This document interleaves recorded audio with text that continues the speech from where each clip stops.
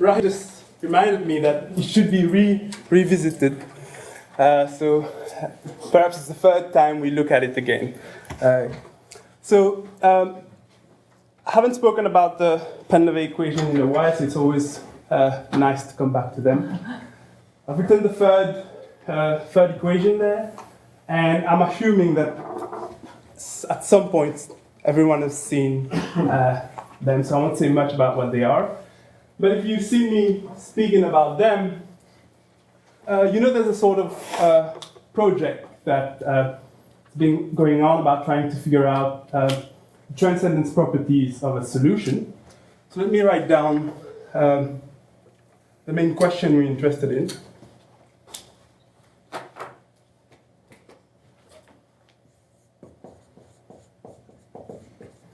So let y1, yn be distinct solution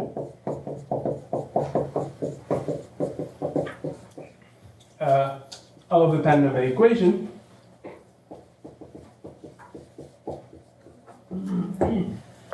So is the transcendence degree over C of t of a field generated by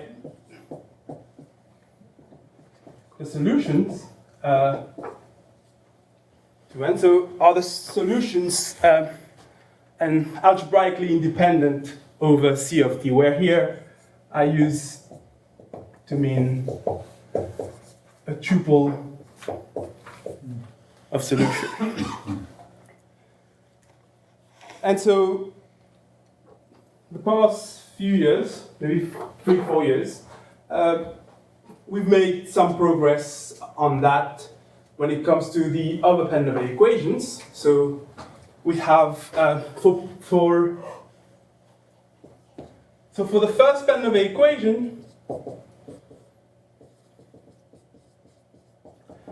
we have the work of Nishioka that says it's the case. But then distinct. If you take y1 and two y1, it's still it's not going to be a solution to start with. All right, so that's because it's not linear. Okay. But as it's stated, is precisely how we want it, in that sort of level of generality. And indeed, for the first Painlevé equation, that was proved, and then later on, so that was in Nishioka. And then for the other Painlevé equations, so Painlevé 2, Painlevé 4, and Painlevé 5. So yes, again, and that's was the work with Anand. And but yes, you mean that necessary insufficient conditions. No, by yes I mean if you take any n distinct solution and you look at the transcendence degree over C of t, it's 2n. So they are algebraically independent over C of t. And so here in the background, you can think of solutions by meaning it's on some little domain meromorphic solutions. But at some point, I'll write down, I'll start working in a differentially closed field. And is that okay? So generic here simply means that the parameters are algebraically independent over Q, right? So, for example, here V1 and V2 generic means that they're transcendental constant and algebraically independent. And so for the third Painlevé equation and the sixth Painlevé equation, we weren't able to show that this is true. So we got a sort of weaker result. And let me just write it down for P3 again. So in the same paper. So here's a statement for P3. So generic P3. So if you take y1, yk solutions, so of P3, and such that they are themselves algebraically independent over C of t.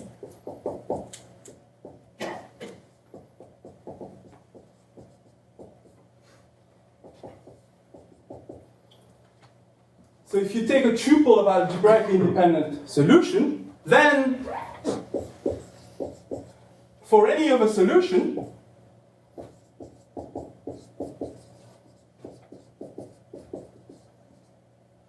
y except for at most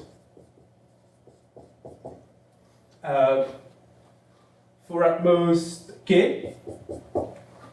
So if you take any other solutions, any other solution except for maybe k of them, then you'll have the transcendence degree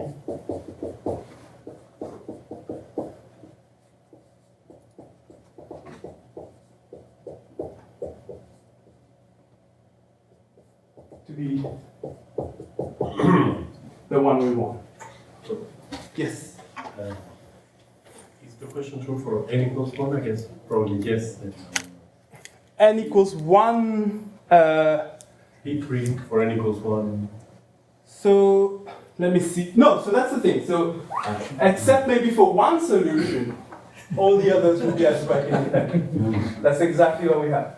So when you have k solution, except maybe for k over, all the others are going to be algebraically independent. Whereas when you have one, maybe there's one that's algebraically dependent on, only one. All the others will be independent. Yeah, but if you have 0 solutions, then you have 0 solutions. If you have 0 solutions, all solutions are generative. None of them are algebraic. Okay. None of them are algebraic. N equals 1, P3, I mean it works. No, so for n equals 1, so let's have a look. So n equals 1, if you look at CT alg, adjoint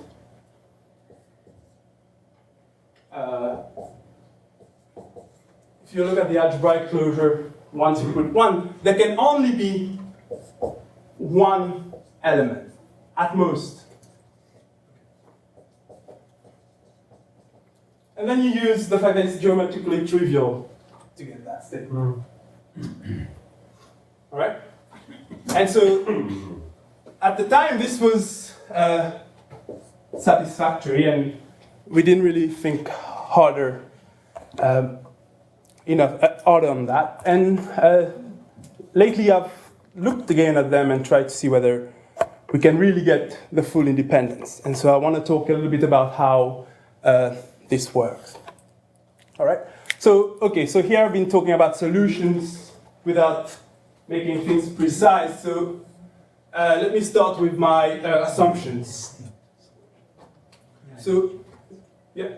So in your last statement there, are the y1, yk there particularly in the order you're given? Or No. So any distinct, no order. Yeah. As long as they're distinct, right? Right. So let's make things a little bit. So U throughout my talk will be a universal differentially closed field of characteristic 0, and I'll assume that the constants of U are a complex number. That's enough for what we want to do. And so T will be an element such that dt equals 1, so we fix it once and for all. And finally, I'll also reserve K for the field C of t. All right? So it's a system of two equations in P and Q. Yeah, so it's a system in P and Q. In P and Q are functions of T. Not now that we're moving to this setting, it's simply abstract points in the differential field and where somehow your t variable your time variable really is simply an element of U satisfying dt equals 1. So this, when you work in this abstract setting, you do it this way. But if you restrict to fields of meromorphic function, then this somehow apply in the picture here as well. So proving the result in this setting allows you to draw the conclusion in, let's say, field of meromorphic functions. All right, so U is going to be the field where I take all my solutions. When I talk about field extension of K, say, I'm thinking of field extension sitting in that differential field. And so finally, another piece of notation, X, V1, V2 will be tuples satisfying our equation. And I've dropped the tuple notation.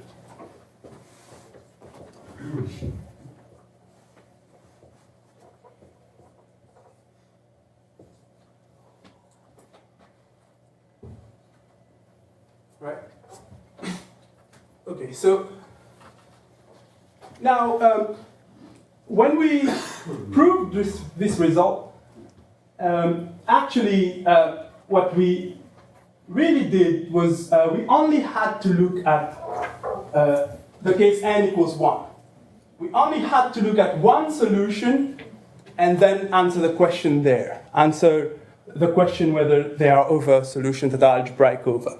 And that's because of geometric triviality, but I'm not going to say much more about that. What I'm going to say is what we show, or part of the proof in that paper, was to show that the question that we ask can be reduced to a simpler one. So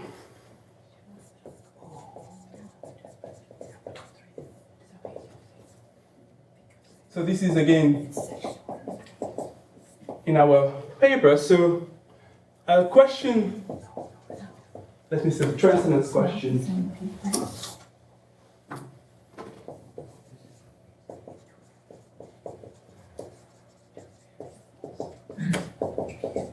Is true if we can show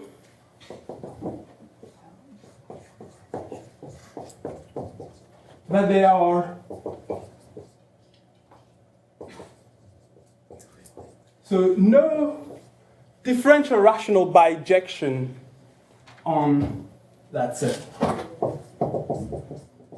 So K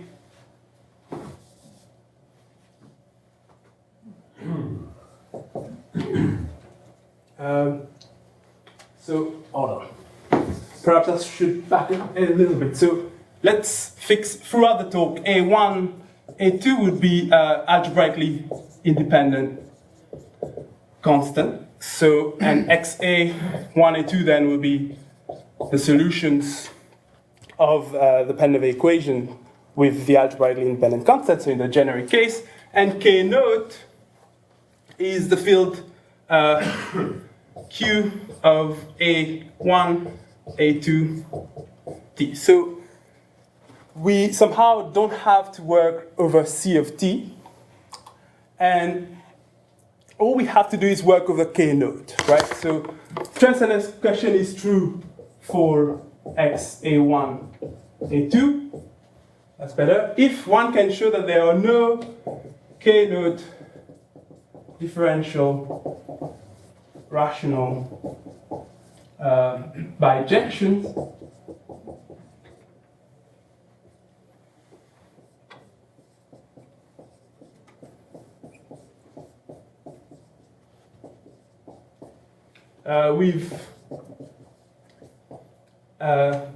let's say,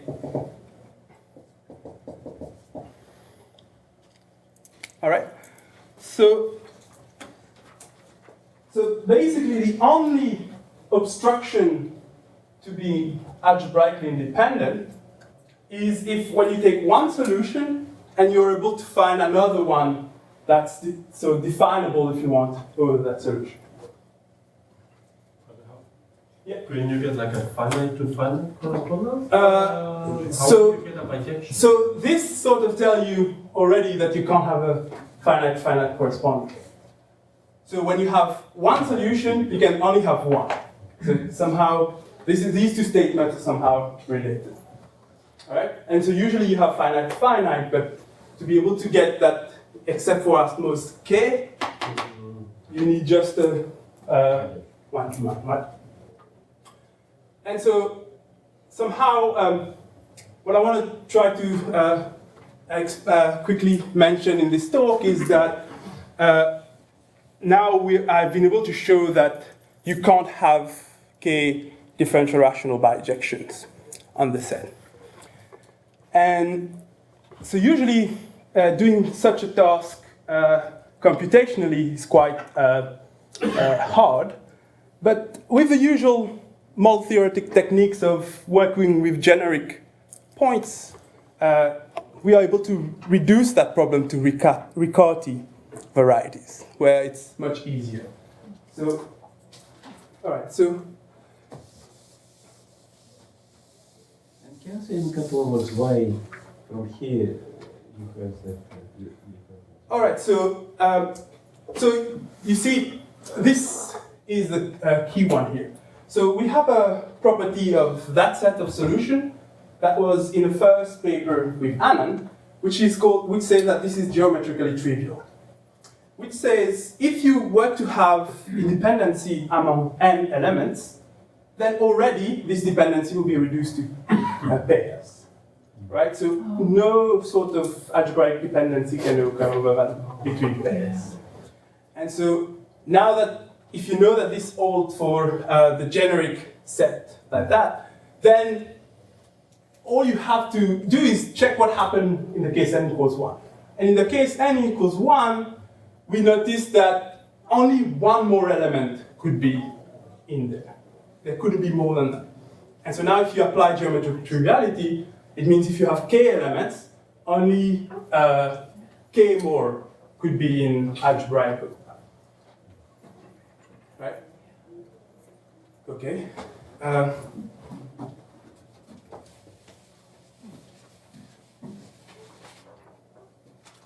So, all right. So let's back up a little.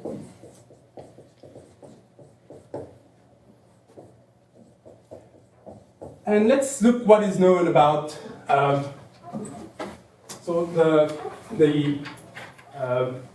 Painlevé equations, right? So the key property that I'm interested in this talk, there's more to it, but with interest of time, just going to say that. So first of all, x v1 v2 is strongly minimal. So let's say has no order 1 subvariety over f extending k. If and only if v1 minus v2 is in 2z, or v1 plus v2 is in 2z. Right, so this is a simple sort of way to say that. So this is a strong result of Umemura. Sorry? You mean dotted? Yes, thank you. Thanks, James. Yeah. So that's a strong result of Umemura. That says that even if you extend your base field of best definition to a big, larger differential field, you will only find order 1 subvariety if your parameters are in the set 2z, or if the sum or difference of your parameters are in the set even integers. All right? And why is that? Well, so the reason is if v1 equals V2, right? Or V1 equals nect V2, right? Then it's known that there is a Riccardi subvariety, right? Then, so that's a Q prime equals TQ equals Q squared plus V1 Q plus T is a subvariety. And for this one, you have minus TQ.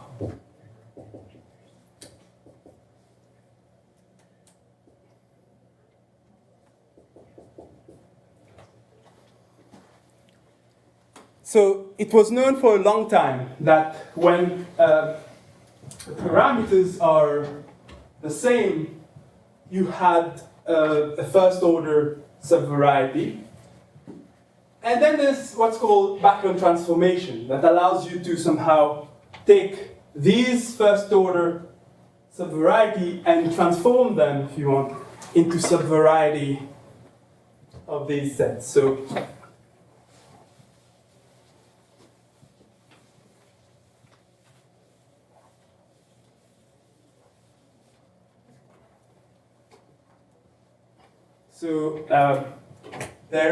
there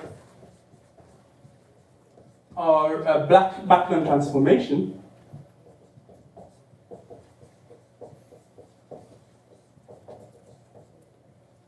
Taking the Riccardi, let's call taking the Riccardi varieties to subvarieties, order 1 subvarieties, right?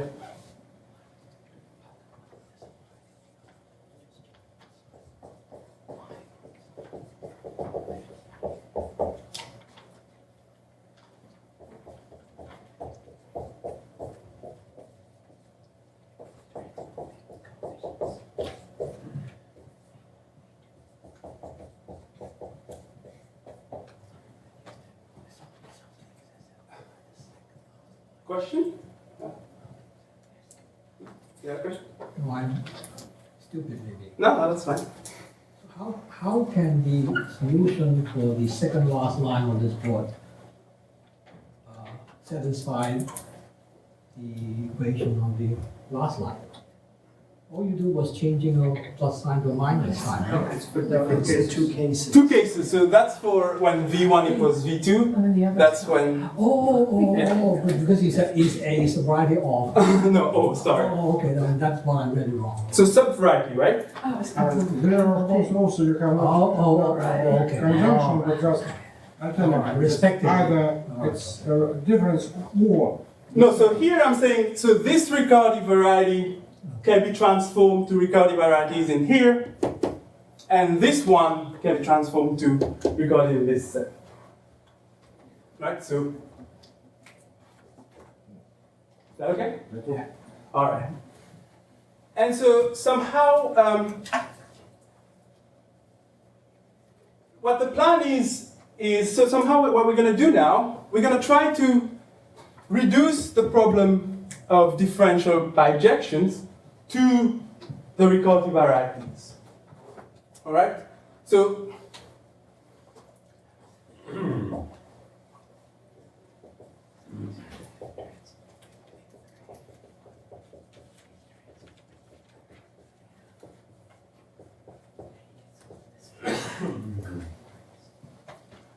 all right? And we'll call this one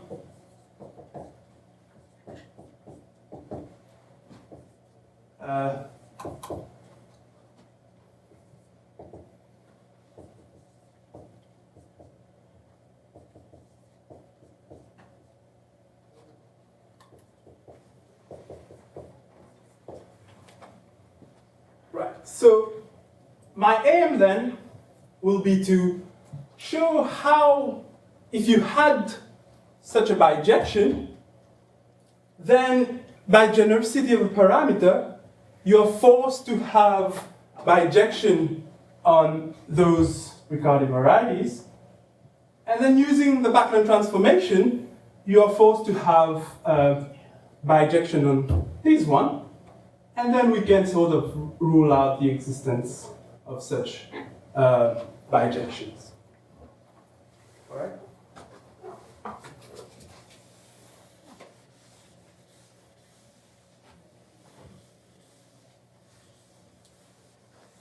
All right. So,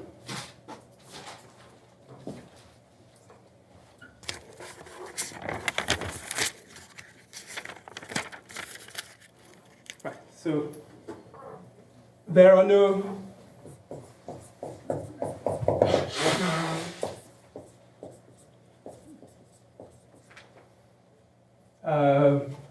differential k-note, differential rational bijection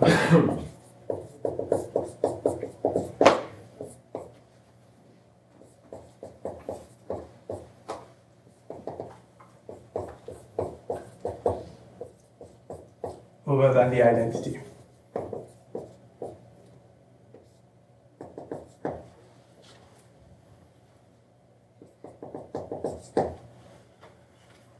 You don't care if that square is equal to the identity, or if that's not. No, that's not. I mean, yes. So we can even add that there. Yeah, thank you.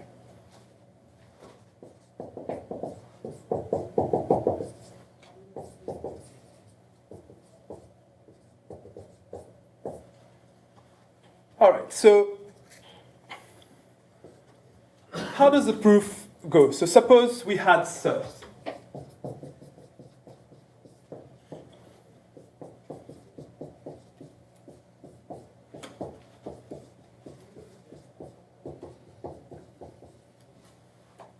Well, you can write down using first order statements that there is such a bijection over k node. So you could just say for all x element of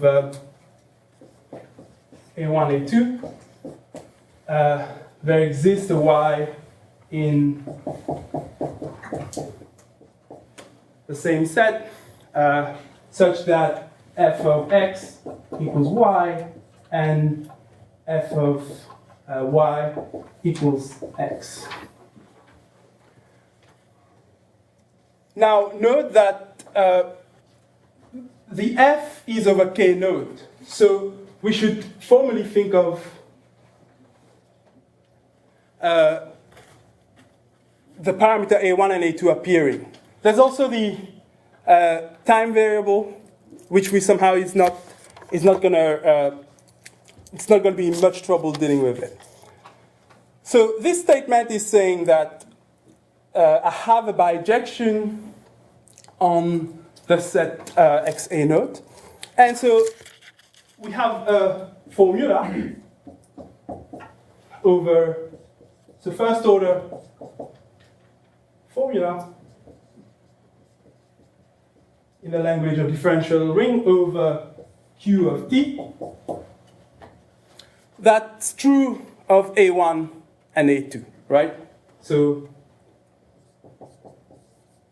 this is saying that this statement is true of A1 and A2. And the formula is basically, if you want, you can think of this itself, but really it's going to be a formula in the language of rings, right? Yes, sure. No, that's fine. Since A1 and A2 are generic, you can specialize them to any value and the thing still holds. Not, that's the idea. That's what we do. That's exactly the idea. Okay. And so not everywhere, but almost everywhere. Because then I don't see how you can swap x and y. I'm not swap x and y. X is y. F squared equals identity. Right. But so if f of x is y and f of y is x, then the new pair yx satisfies the same equation. With v1 and v2 replaced by this. No, so let's see. The solution requires a solution. So I'm saying, so this is saying for all x in the third Painlevé with parameter a1 and a2, Okay. there is a y with parameter X and n. y. Yeah. Oh, no, I thought you started with No. x and y. Yeah, there is. Sorry. Okay. And so, as she mentioned, you can sort of specialize. And what we're going to do is, since A1 and A2 are algebraic independent over Q of t, and that's why we don't worry too much about the time variable, t variable. So, for all but finitely many, let's say A in C, you're going to have that the statement is going to be true of A instead of A1. That's just by genericity. And so we can pick A of our choosing. That's sort of what we've been doing with the Painlevé equations using mole theory several times. So this time, this means, hence, for some A1 hat in 2z plus A2, right? So this is an infinite set. So someone in there must make this statement true.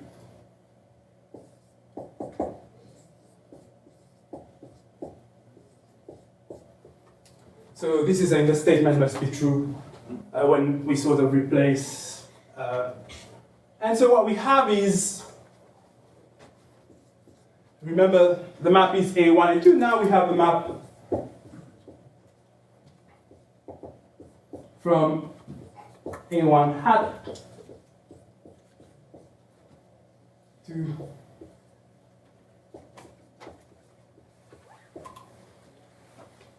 and this is again a bijection which somehow square is the identity. And the claim is that the restriction of these to the Riccati variety is going to be also a bijection. Right?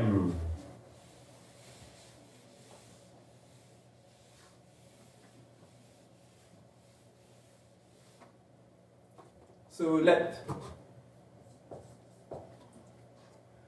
let's call it FA2 for the matter to change, be the restriction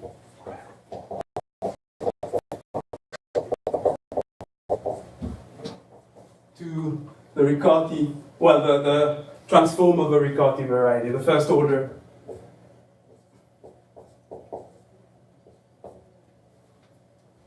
Then what you have is that FA2 is also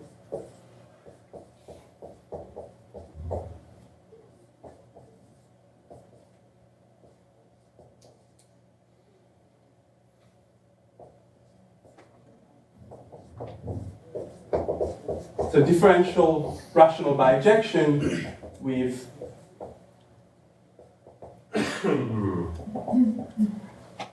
so is that clear? So this simply by using the transcendence argument. So yes. R A1, A2 is the order 1. So this is the notation for How does it differ from RIC? So RIC is for when RIC is basically R of V1 V1. Oh, Right? When the parameters are the same. Could it be the identity on the Riccati? No. Because again, it's in our formula. It will be in our formula. We could say there's a difference. So, but here it would not be the identity of the total. No, so all of this is all of these are very good points. So what happened is both the Riccati's and the Painlevés are generic, so strongly minimal with no algebraic solution. So if something holds of one, it holds of every. So it goes back to a bijection, and so that's a very good point. So this is not sort of trivial, except that the Riccati varieties have no algebraic elements over C of t. And so that's how you get that it's a bijection. I don't think why should the image be mapped to the other, to the Riccati way? That's a good point. So if you go back, you will have, so let's say F. And you have another Riccati. Yeah, so you have FA. So A is in the Riccati. Let's say it goes in X, right? Mm-hmm. Now apply it again. It has to go in the Riccati, right? Yeah. But then you have a generic solution that is definable over. So let's do it then. Let's do it quickly. Let me do it here itself. So what you're worried about is suppose A, let's say Y is in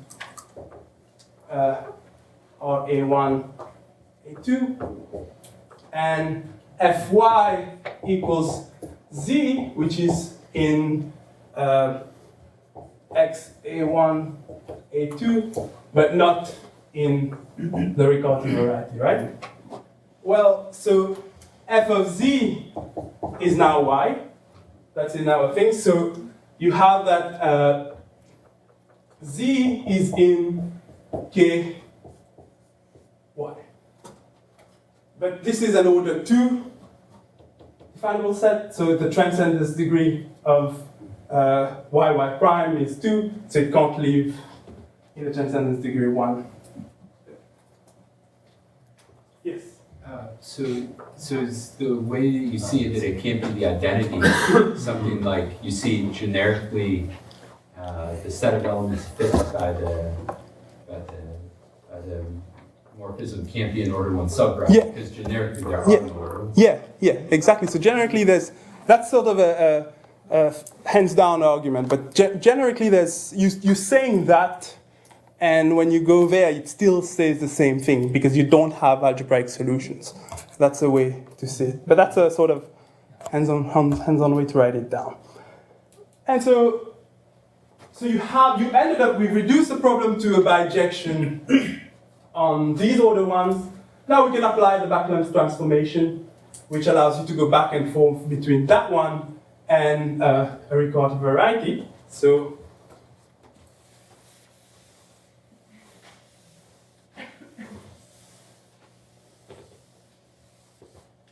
use Backlund transformations, which are differential rational bijections, a way that takes, let's call it G plus, that takes X, R, R, A. So I want it to be Rick, I guess.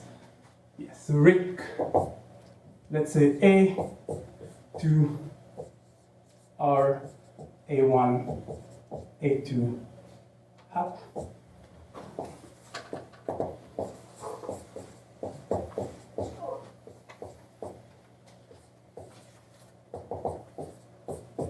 For sum A, which you also have controls on. So if you use that and you define T to be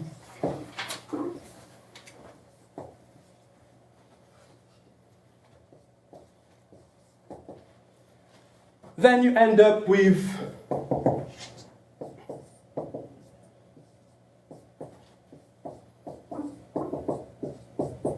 which is a bijection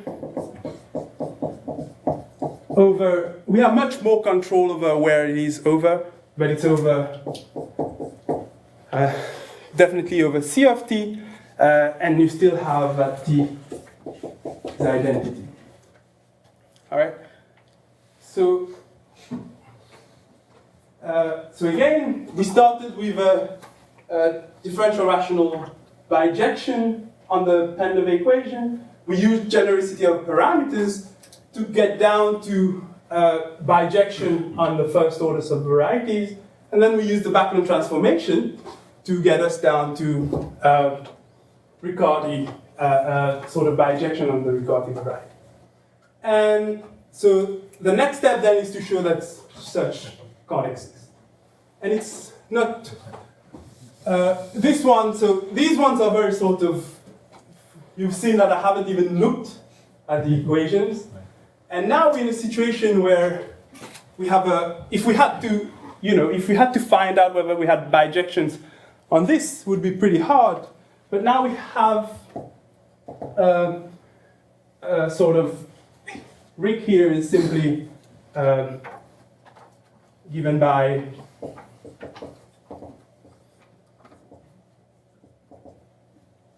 so y squared plus ay plus t. All right, and so there's a lot more that we can do, but now it's not going to be sort of, it's more computational. One has to just do sort of do the calculations, but using a sort of little trick. Why is a pair or why is a single? Single, yeah. Here it's single, right? And so you could think there's a way to write it as a living inside that fine-2 space, but you could think of it as there as well. And so, yes, so I claim that no such T exists. And two ways, so two sort of steps in the proof. The first one is you show, that's using sort of a technique that Nishioka has, indeed when he was studying the Painlevé equation. You can show that if T is A over B, so two polynomial, then the degree of A is less than or equal the degree of B plus 1. So this is sort of, again, more sort of calculations. You do use sort of a valuation that you define of the ring of polynomials. And then, but the second one is perhaps the interesting idea is we use the linear equation sort of correspond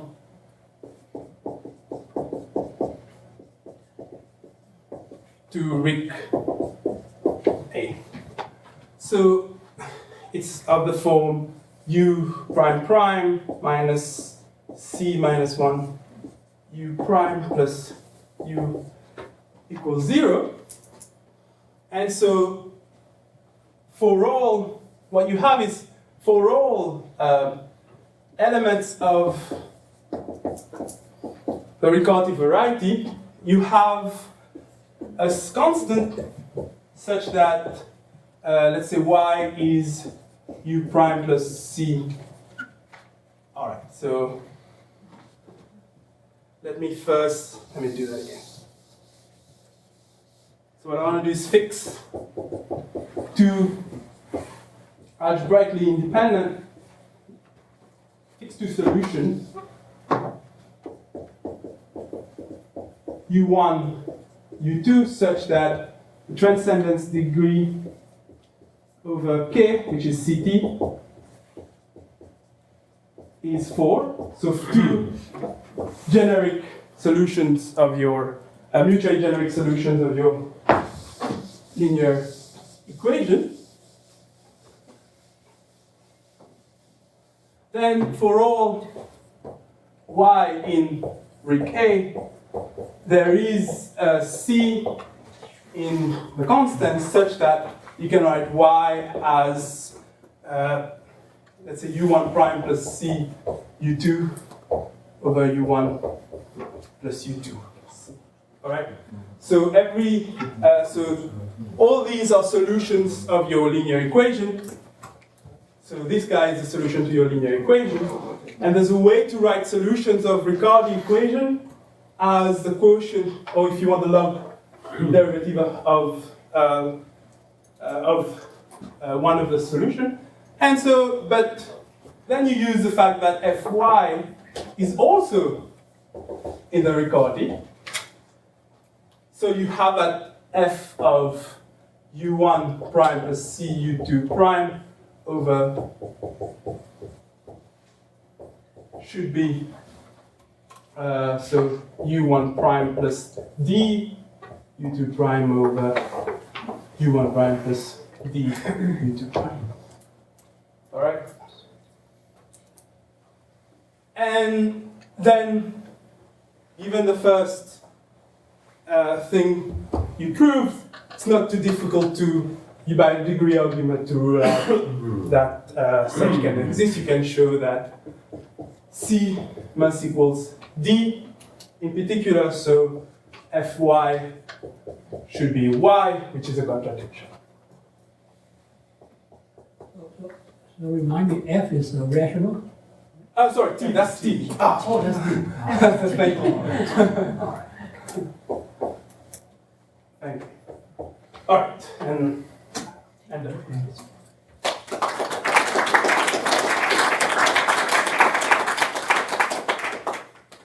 Questions for Emily? Can you say anything when A1 and A2 are not algebraically independent? So again, as I said, this is sort of an ongoing project where I looked at them for a while and then say no, and then I come back to them, and I'm still. So let me ask: is there anything you want to say? I want to say so what in all the sets in all the where V1 minus V2 is not into Z, or V1 plus V2 is not into Z, they all sort of strongly minimal, so they all sort of don't have first order solution and all don't have algebraic solutions. Well, some of them, most of them don't have algebraic solutions. And so we believe that you should be able to say the same thing, that the question, transcendence question, holds even there. But I don't think we are quite close to answering that for the third language. By some compactness and differentiability, you know that it happens very often, yes. Right? I mean, if it happens for A1 and A2 algebraically independent, it must happen as long as well, the degrees are very big. So you mean, but you see I never thought of it this way. So you want to say, no, but you can't go back up, you see? So you'll have to start here, right? So quantifying that something goes wrong, you'll have to quantify it here. So you'll have to say there is the first order of subvariety here, and you can't go back up because they're not generic. Whereas when they're generic, you can quantify it there and go back down. Specialize if you want. Yeah. Yeah, because the degree of the order 1 subvariety grows bigger And that, bigger when you apply exactly, transformation. exactly. You can't sort of put your finger on. Yes, I have a more general question. No, that's fine. Painlevé equations are defined by the property that there are no movable poles. And then they were classified. Perhaps it's possible to prove this kind of theorem just based on this property, without examining. So I don't think this has ever been tried, but the trouble may be in capturing the Painlevé property in that sense. Even that is a little bit difficult to, let's say, even differential algebra, you can't capture saying that you don't have these kind of singularities. But maybe you could do it in a different setting, not thinking about... But so far it was done just for concrete types of equations. Yeah. And you still don't know for Painlevé 6. So for generic Painlevé 6, where the parameters are independent, we know sort of weaker. So do you remember the weaker Rita version? We have a weaker version. But for all the others, we know. Yeah. Okay, let's thank Ronnie then.